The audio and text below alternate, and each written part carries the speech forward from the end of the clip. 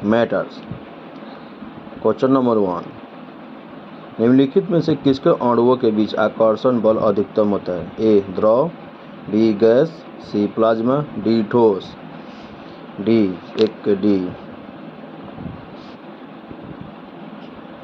ठोस। 2 नंबर, पदार्थ के संदर्भ में निम्न से कौन सा कथन सही नहीं है? ए पदार्थ के कणों के बीच कोई आकर्षण बल नहीं होता है। बी पदार्थ के कण द्वारा द्रव और वायु में सतत स्थानांतरित होते हैं। सी पदार्थ कणों से बनता है। डी पदार्थ के कणों के बीच अंतर होता है। 2 का बी, ऑप्शन नंबर 2 का बी। पदार्थ के कण द्वारा और वायु में सतत स्थानांतरित होते रहते हैं। क्वेश्चन नंबर 3, ठोस के कणों के संदर्भ में निम्न में से क्या सही है?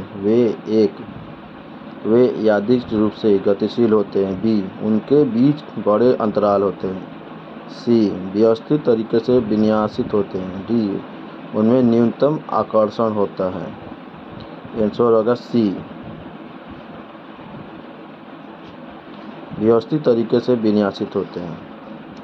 क्वेश्चन नंबर 4, अभी तक वैज्ञानिक द्वारा पदार्थ की कितनी अवस्थाएं तय की गई हैं? Option A 2, option B 5, option C 4, option D 3।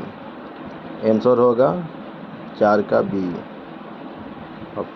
5 5 number, विसरण अत्यधिक तीव्रता से होता है। ऑप्शन ए ठोसों में, ऑप्शन बी द्रव में, ऑप्शन सी गैसों में, ऑप्शन डी प्लाज्मा में। द्रव में ज़्यादा होता है। आंसर बी 5 होगा, 5 का बी, द्रव में। नहीं, गलत हो गया। गलत। ये नहीं, बस सी होगा। आंसर सी, गैसों में होता है। निम्नलिखित में से कौन सा कथन गलत है? ऑप्शन ए पदार्थ के कण स्थिर अवस्था में होते हैं। बी पदार्थ के कण बहुत छोटे होते हैं। सी पदार्थ के कण एक दूसरे को आकर्षित करते हैं। डी पदार्थ के कणों के बीच रिक्त स्थान होता है। ऑप्शन ए आंसर सही होगा। पदार्थ के कण स्थिर अवस्था में होते हैं। क्वेश्चन नंबर 7, एक शुद्ध पदार्थ है। ए चीनी का घोल, बी मीथेन, सी दूध, डी वायु। ऑप्शन होगा बी, 7 का बी, मीथेन।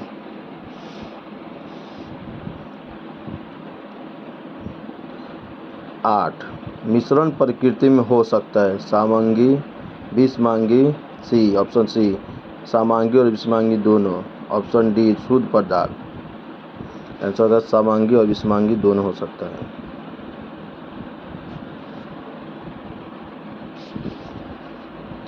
क्वेश्चन नंबर 9, एक मिश्र धातु किसका एक उदाहरण है? कोलाइडल विलयन। ए बी पायस, सी ठोस विलयन, डी विविध मिश्रण। आंसर होगा ठोस विलयन, 9 का सी। 10 नंबर, निम्नलिखित में से कौन सा विषमांगी मिश्रण है? ए पीतल, बी पानी में चीनी का घोल, सी वायु, डी दूध। और आंसर डी दूध। 11, सामान्य पदार्थ के भौतिक अवस्था में शामिल नहीं है डैश पदार्थ। ए कोलाइड, बी गैसीय, सी तरल, डी मिट्टी। आंसर होगा colloid, A option A. 12 number question, हवा एक है। ए शुद्ध मिश्रण, बी केवल मिश्रणों का मिश्रण, सी केवल तत्वों का मिश्रण, डी दोनों तत्व और यौगिकों का मिश्रण। आंसर होगा डी, ऑप्शन डी, दोनों तत्वों और यौगिकों का मिश्रण।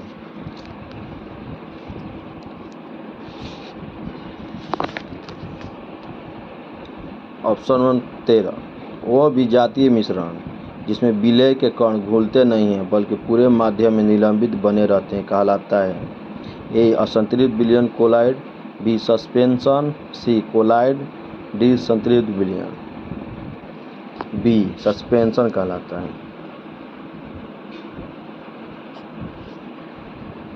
13 का होगा बी। 14 विज्ञान में कौन सा नियम मिश्रण के गुणों का पालन नहीं करता है? ऑप्शन ए मिश्रण के घटक उनके गुणों को बरकरार रखते हैं। बी मिश्रण अलग अलग पदार्थों को हो सकते हैं। सी इसे भौतिक विधि से अलग किया जा सकता है। डी इसकी संरचना तय है। 14 का डी इसकी संरचना तय है। 15 नंबर जब दो तरल पदार्थ एक दूसरे से घुलते नहीं और सॉल्यूशन नहीं बनाते तो उसे क्या कहते हैं? A solvent, B solute, C अमिश्रणीय, डी डिटेंशन। आंसर होगा सी अमिश्रणीय। 16 नंबर शक्कर के घोल में शक्कर एक डैश है। ए विलायक, बी घुला हुआ पदार्थ, सी कोलाइड, डी सस्पेंशन। आंसर होगा बी घुला हुआ पदार्थ है। 17 नंबर डैश एक यौगिक नहीं है। A lead, B chalk, C hydrogen sulphide, D sulphur dioxide. Answer होगा लेड। लेड एक यौगिक नहीं है। 18 नंबर रेत और चीनी का मिश्रण का एक उदाहरण है डैश। ए विजातीय मिश्रण, बी कोलाइडी विलयन, सी सजातीय मिश्रण, डी निलंबन। आंसर होगा ए विजातीय मिश्रण। रेत और चीनी का मिश्रण विजातीय मिश्रण के एक उदाहरण है। 19 नंबर निम्नलिखित में से कौन सा भौतिक परिवर्तन नहीं है? ए ठोसों को द्रव में पिघलना, बी गैसों को द्रव में द्रवीकरण, सी पदार्थों का किण्वन, डी द्रवों का गैसों में वाष्पीकरण। तो इसका आंसर होगा सी पदार्थों का किण्वन। भौतिक परिवर्तन नहीं है पदार्थों का किण्वन। ठोस के द्रव में पिघलना है, गैसों के द्रव में द्रवीकरण भौतिक परिवर्तन है, द्रव के गैसों में वाष्पीकरण भौतिक परिवर्तन है। 20 नंबर इनमें से रासायनिक परिवर्तन है ईंधन का दहन, बी अम्लीकृत जल का वैद्युत अपघटन, सी ऑक्सीकरण लौह में जंग लगना, डी प्लेटिनम तार का जलना। 20 का आंसर होगा अम्लीकृत जल का वैद्युत अपघटन, बी रासायनिक परिवर्तन नहीं है। 21 नंबर क्वेश्चन इनमें से कौन सा एक रासायनिक परिवर्तन? ए मक्खन का खट्टा होना, बी कार्बन डाइऑक्साइड से सूखी बर्फ बनाना, सी एक प्लेटिनम तार का गर्म होना, डी लोहे के चुंबकीकरण। इसका आंसर होगा ए मक्खन का खट्टा होना। 22 नंबर कौन सा रासायनिक परिवर्तन का एक उदाहरण है? ऊर्ध्वापतन, बी क्रिस्टलीकरण, सी निष्क्रियकरण, डी आसवन। तो 22 का सी होगा निष्क्रियकरण।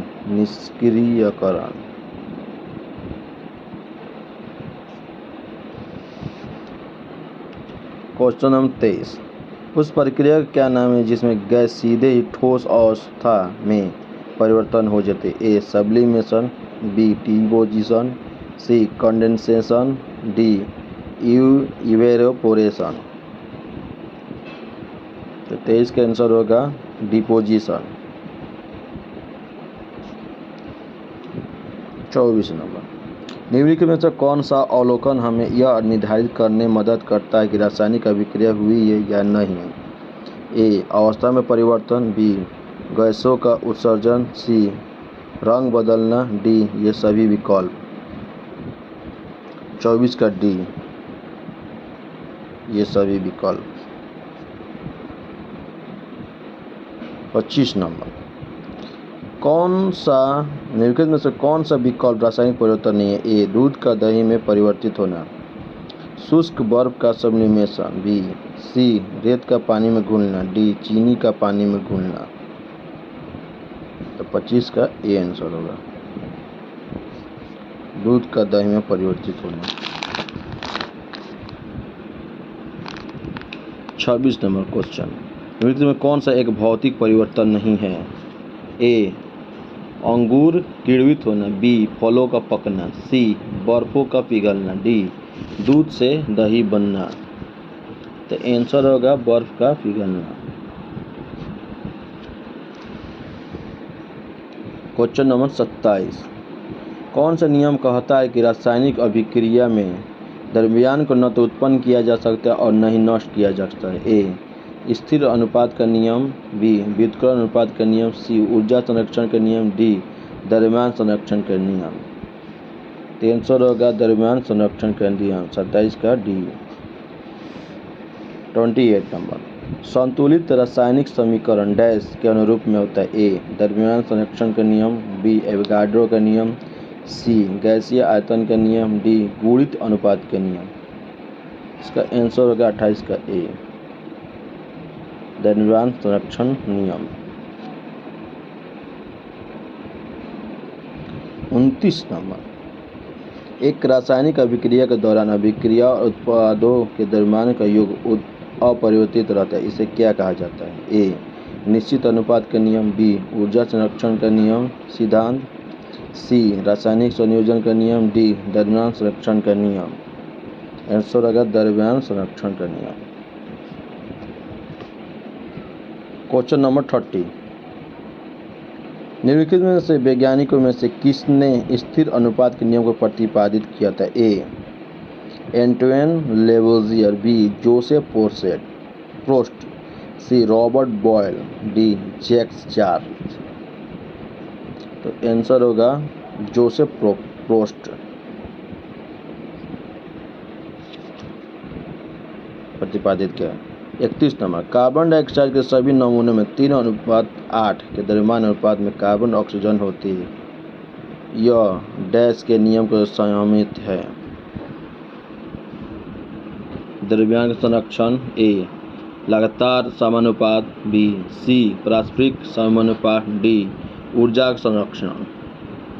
आंसर हो गया 31 के बी लगातार समानुपात।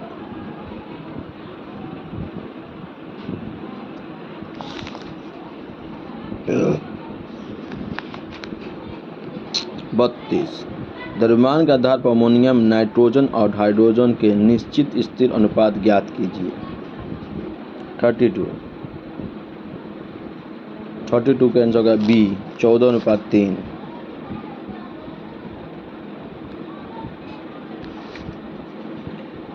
33, कैल्शियम ऑक्साइड में द्रव्यमान के अनुसार कैल्शियम और ऑक्सीजन का अनुपात डैश होता है? ए 5:2, बी 3:8, सी 2:5, डी 8:3।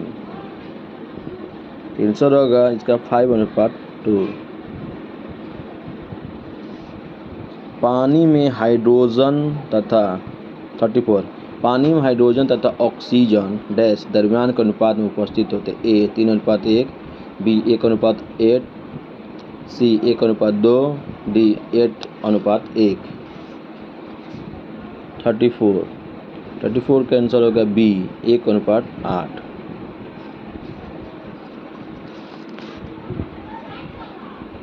अमोनिया के नाइट्रोजन और हाइड्रोजन के द्रव्यमान हमेशा अनुपात में होते हैं? ए 3:14, बी 8:3, सी 14:3, डी 3:8। तो आंसर का 14:3।